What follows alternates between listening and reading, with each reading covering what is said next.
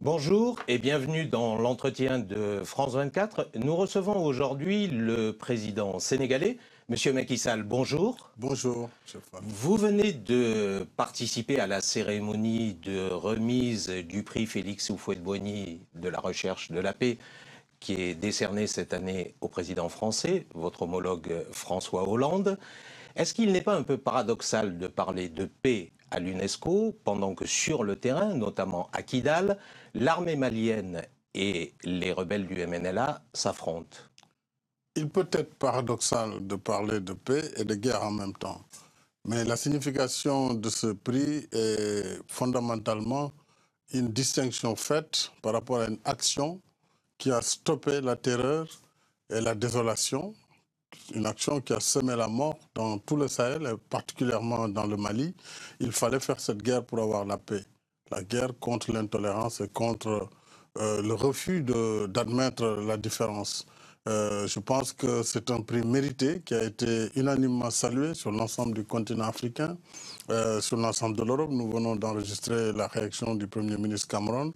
Je pense que François Hollande, par l'action qu'il a faite et sa décision d'envoyer les forces armées françaises au Mali, au mois de janvier dernier, méritait cette consécration du prix Félix Houphouët-Boigny. Vous dites on a gagné la paix, mais pourtant il y a encore des bruits de bottes. Oui. Alors est-ce que d'un côté on a gagné la paix peut-être avec AQMI et la guerre reprend avec le MNLA? Je ne pense pas que la guerre puisse reprendre. Il est vrai qu'il y a des bruits de bottes autour de Kidal, mais au même moment, il y a des négociations à Ouagadougou.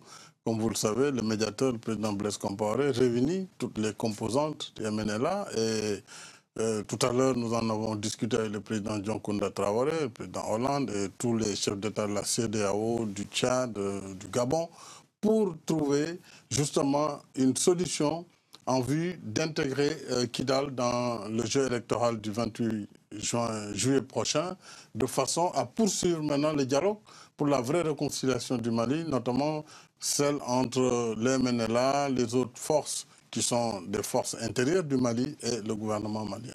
Vous connaissez bien les Touaregs, vous connaissez bien le Mali. Quelle peut être la place des Touaregs dans le Mali de demain? Je pense que les Touaregs, en tant que composante de la nation malienne, ont toute leur place et devraient avoir toute leur place dans le cadre d'une nation réconciliée avec elle-même. Le Mali a la particularité d'une diversité et cela est une richesse. Le Mali a toujours été un foyer de civilisation. Rappelez-vous ces grands empires du Mali, l'empire Songhai et tous les héritages, Tombouctou. Et tout cela a été fait dans la diversité. Il y a des Songhai, il y a les Touaregs, il y a les Arabes, il y a les Peuls, il y a les Bambara. Et il y a d'autres ethnies. C'est cette diversité qui fait que le Mali doit réussir en fait son intégration et son unité nationale. Je pense qu'aujourd'hui, la bataille de l'intégrité territoriale a été gagnée. Il faut absolument que la classe politique malienne, que les Maliens eux-mêmes puissent oublier les différences et ce qui a pu les opposer pour aller ensemble dans une seule et même direction, bâtir une nation malienne forte et réconciliée avec elle-même. Et je ne désespère pas par rapport à ça. Est-ce que vous êtes favorable à une dose de fédéralisme pour arriver à régler le problème? Je crois qu'aujourd'hui, le problème se pose dans plusieurs pays. Si le fédéralisme signifie d'abord une nation, un État unique, à l'intérieur des frontières héritées de la colonisation, oui, donner un peu plus de pouvoir, d'autonomie peut parfaitement se comprendre. D'ailleurs, au moment où je vous parle, je suis en train d'engager au Sénégal, qui n'a pas connu la même difficulté.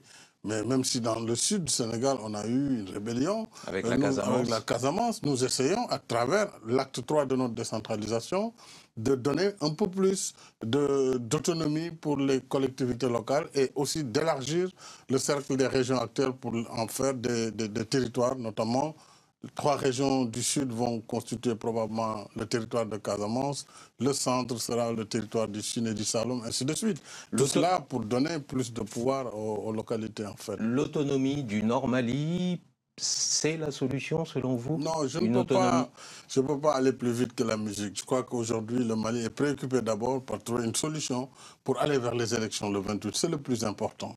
Et il est important et indispensable que toutes les parties prenantes de ce conflit puissent travailler ensemble pour ne pas décevoir aussi la communauté internationale, ne pas décevoir les Africains. Nous avons vu du sang africain versé, du sang français versé pour la liberté du peuple malien et pour son intégrité. Par conséquent, il faudrait arriver vers ces élections, une nouvelle équipe poursuivra le combat avec le soutien de la CEDEAO, de l'Union africaine et de la communauté internationale. En ce moment, toutes ces questions pourront être traitées et des solutions seront certainement trouvées. Mais j'évite de donner des solutions à l'emporte-pièce. Vous parlez d'élections le 28 juillet, mais est-ce que dans le contexte actuel, c'est réaliste d'organiser des élections qui pourraient être bâclées?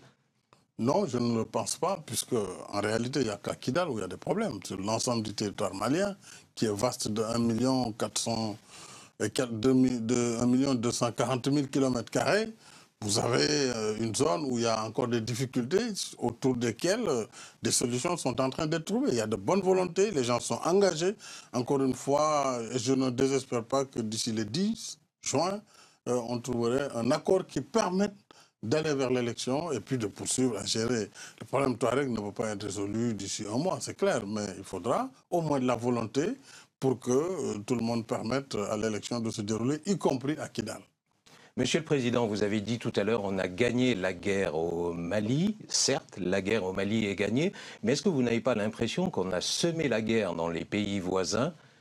Le Niger a été attaqué il y a quelques jours. Est-ce que vous êtes inquiet pour le Sénégal? Je dois dire que le terrorisme peut frapper dans n'importe quel pays, y compris le Sénégal. Puisque aujourd'hui, ce qui se passe, c'est que vous avez des bombes ambulantes, personnes qui sont prêtes à se donner la mort et à causer la mort à d'autres personnes. À partir du moment où on a affaire à ce genre de situation, bien entendu, aucun pays n'est à l'abri. Il se trouve aussi que le Sénégal étant étant un pays sahélien, et étant dans la bande sahélo-sahélienne, peut ne pas échapper. Mais il ne faut pas que les gens vivent dans la terreur aussi.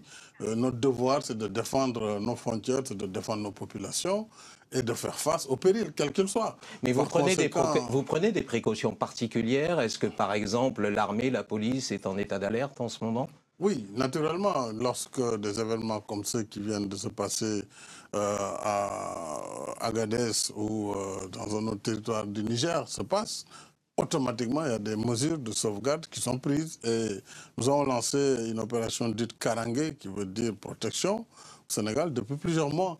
Mais ça, ce n'est pas tous les jours qu'on le dit sous les toits, mais il est évident que nous avons pris un certain nombre de mesures. Cela dit, les frontières étant ce qu'elles sont en Afrique, il y a toujours nécessité d'harmoniser nos luttes. Et c'est la raison pour laquelle j'ai salué l'appel du président Hollande à Addis Abeba, de convoquer une réunion sur la sécurité en Afrique au mois de décembre. Et nous-mêmes, au sein de la CEDEAO et dans les communautés régionales, nous allons essayer, avant cette rencontre, de donner une touche africaine et de donner également une vision africaine de ce que doit être cette force d'intervention rapide pour pouvoir faire face en cas de nécessité et ne pas toujours attendre que la France intervienne. Monsieur le Président, parlons un petit peu du Sénégal. Depuis votre accession au pouvoir, vous avez lancé ce qu'on pourrait appeler une opération main propre, qui s'est notamment traduite par l'incarcération du fils de l'ancien président, Karim Wade, qui est incarcéré à Dakar. Jusqu'où allez-vous aller dans cette opération? Je voudrais faire la distinction entre la politique que j'inspire et que je définis, qui est une politique de défense et de protection des ressources publiques, et la justice qui est donnée par les juges et les magistrats. La volonté politique, c'était de réhabiliter une cour de répression, de dire qu'il faut que cette cour évalue ce qui a été fait.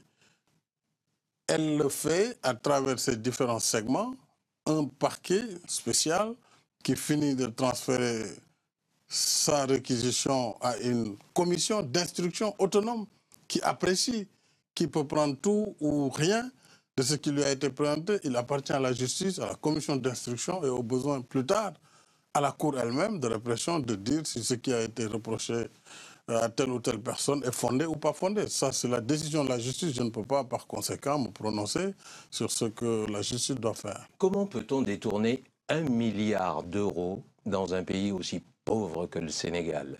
Monsieur Karim Wade est accusé d'avoir détourné cette somme. Oui, mais ce n'est pas moi qui l'accuse.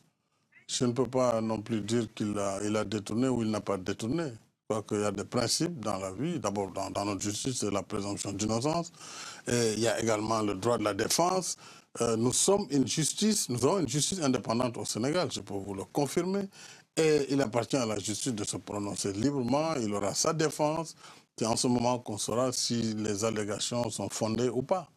Mais il est trop tôt à ce niveau de dire oui ou non.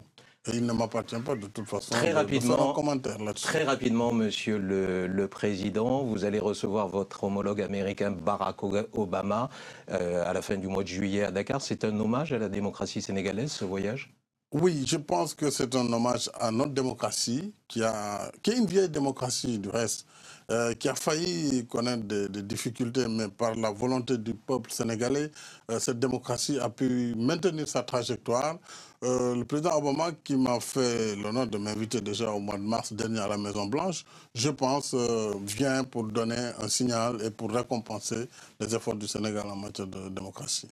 Monsieur le Président, merci de nous avoir accordé cet entretien. Merci à vous de nous avoir regardés.